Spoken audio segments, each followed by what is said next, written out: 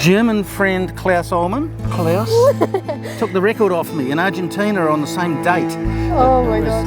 And he flew about 20 kilometres further. So I never got to claim the world record, unfortunately. That's really sad. Okay, hi everyone, hi from New Zealand.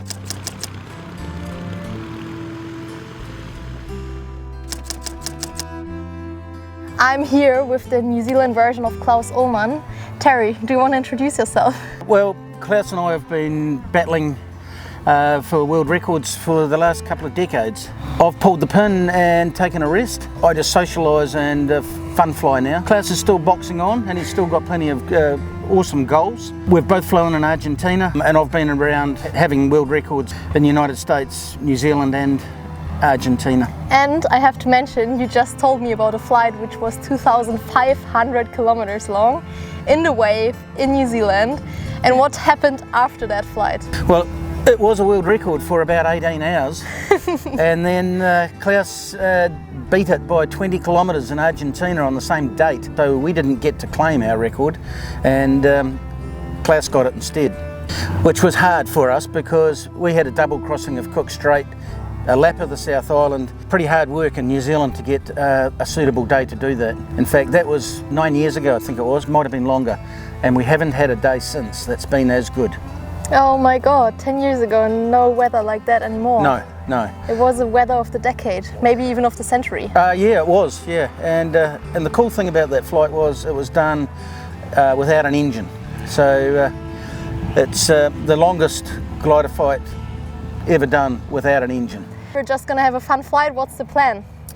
Plan is stay out of the way of 32 other gliders that are running up and down the ridge head on. National competitions in here? the national championships, and we'll try and just stay above them and out of the strongest lift to avoid any conflict. And in the distance you'll see there's some quite reasonable clouds. They look flat, but they're producing steady 4-knot climbs, and so it should be a nice afternoon. The weather's beautiful and it's 27 degrees on the ground here, so it should be a nice day. And in all classes the results are very close. So That's true. There's some pretty competitive pilots here. They all look relaxed, but they're fighting for the extra couple of points. Everyone is super friendly, but they are very competitive. Yeah, except for Derek Shipley. He keeps calling me names. Oh my God. So yeah, let's go. And I've got the honor to fly with you today with this beautiful glider. It's not your own one, but you fly something similar at home, don't you? This is Jason and Brian Kelly's beautiful Ash 25M, and I have a similar one in Christchurch. It's an MI and it's done us well. I've had it for the last 18 years and we've done quite a few world records, several 2,000 kilometre flights, and that was without an engine because the engine was away being fixed. And that was 2 or 3 engines ago. It's got another dead engine. Oh no. Yeah. All right. What's the traffic? Maybe we can see it on the display. Let me have a look. Yeah, that's quite some traffic, eh? A lot of gliders. I'll have a look at that too if I can. Okay, so if we have a look on the screen here. Don't understand how slow Nimbus rolled. So, are we going to do a self-launch or an air tow? We're going to do both. Both, okay. Yeah, so we'll have the engine running and we'll go up behind the Foxbat. Okay, perfect. If this wind was on the nose, I would launch with the engine, but this thing is a little bit less power than my one with the fuel injection. All right. So it just gives you a little bit more safety margin. Yeah. Turn in an open class glider is a recipe for a spin. Take a bit to get into a spin, but when they go, they are frightening. You know, it'll just roll on its back and it takes you by surprise. Skidding into the turn does that, but a little bit of slip into the turn is fine. Okay, so we'll slip into the turn a little bit. Yeah. All right. And that rear string on your canopy is not very accurate, you know, whereas the front one comes out a lot further. You know, the front one's a lot more angle. But anyway, I'll talk to you as you go. All right. Basically, I just tell people it'll take you half an hour to get used to it, and don't worry about the fact that you're slipping or skidding or yawing all over the place, because it's got a lot of adverse yaw, you know, with such long wings. Then you can. Yeah, righto. Yeah, he's the last in the club, isn't it? Yeah. That's right. Okay. I might look chill, but actually I've never done an air tow with the engine out, so excited to see what it feels like. Let's run through some specs of the Ash 25, or how a German glider pilot would say ASH 25. Alexander Schleicher is a German glider, and the English people love to say Ash, but yeah.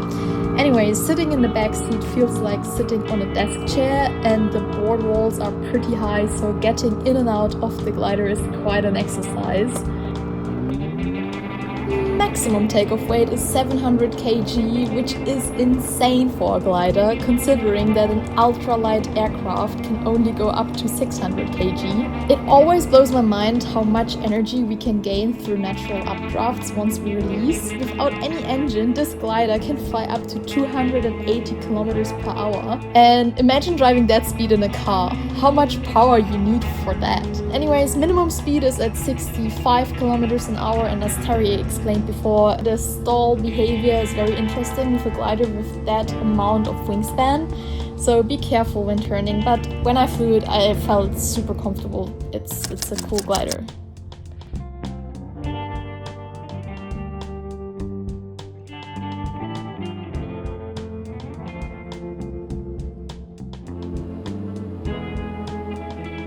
Anyone who's flown an open class glider before can confirm it feels like sailing through the air. The wings feel soft and everything appears to be moving in slow motion. If you can see a cloud on the horizon, you can probably reach it because the glide ratio is around 1:60, which is crazy. The only concern I have is in case of an emergency exit, I'm not sure if I would be able to make it out of the glider with the G-forces and those really high walls. Anyways, let's not think about that for now. The flight has just started and we're riding along the ridge from Meta Meta, heading north.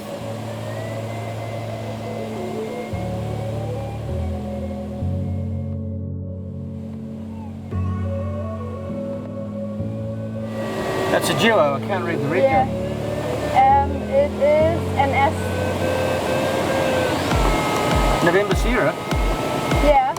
Is it? Okay. I bet his flam's going off. Yeah.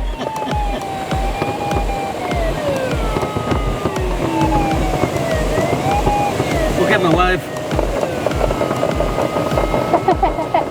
Oh my god.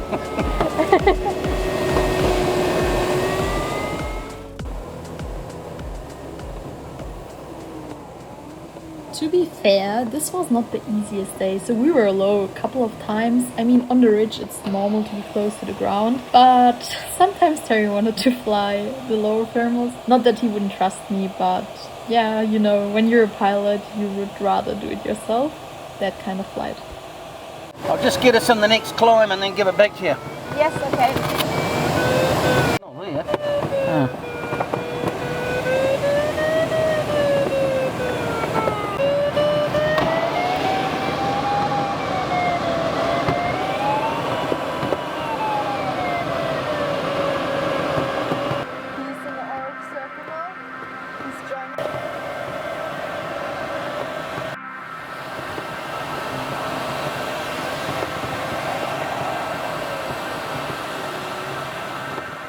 As we were not flying today's competition task, we decided to take a look at the ocean. I mean, it's not really the ocean, but yeah.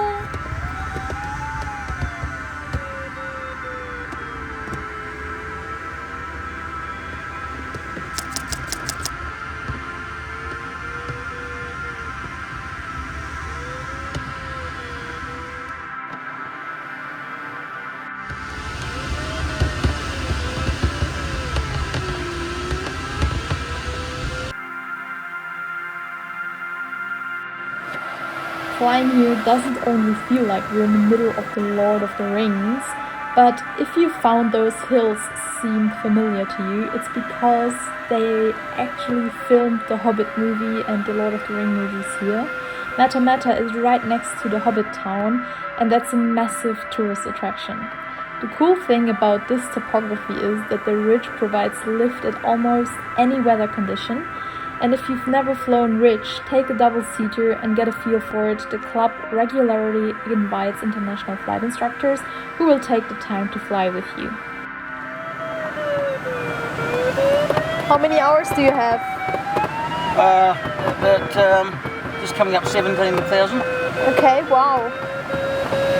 That's hang gliding, and power flying. Which one is your favorite? Oh, gliding. Obviously. Power flying's boring. If we stay the same level, it's better? Yeah, I'll try to do that.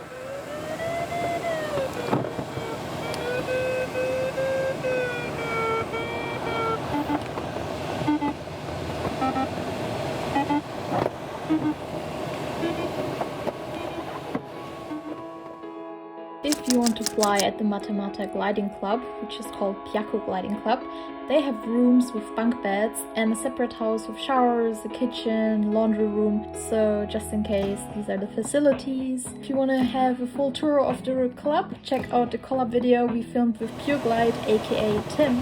And talking about Tim and his videos, why does someone film gliding crash reaction videos if he's flying in the most beautiful country in the world?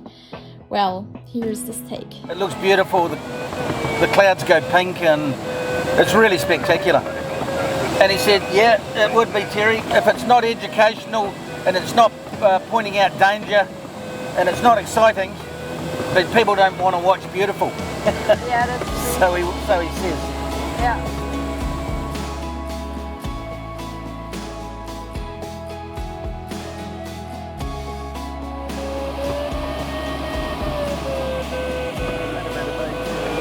There are 4 gliders I have inside. Yeah, there's 2, 3 down there, 2 over there. Sadly, every flight comes to an end, and I was able to do the final glide with the Ash, which is such a cool feeling. And then Terry took over for the landing, he nailed it. I mean, after 17,000 hours I don't think I've met a pilot who's flown as much. Anyways, we're back on the ground. The national championships were such a cool experience. I would recommend it to anyone who wants to do that. And yeah, thanks for watching this video. If you haven't seen my other New Zealand gliding vlogs, make sure to check out the playlist in the end of the video. Other than that, I'd be really happy to see you around. Subscribe or hit like. Really appreciating any kind of support so I can keep doing this, providing you with fun gliding adventure insights. And we've got to thank Jason Bryan for the loan of his beautiful Ash 25.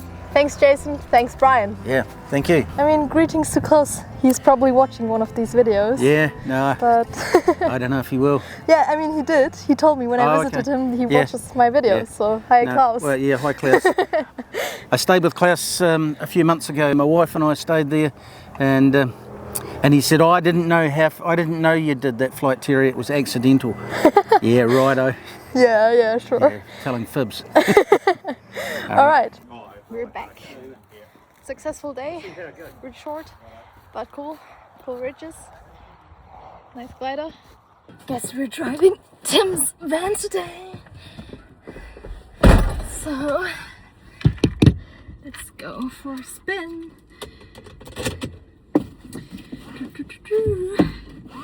Sorry in advance, Tim, if you see this. I'm gonna take good care of your van.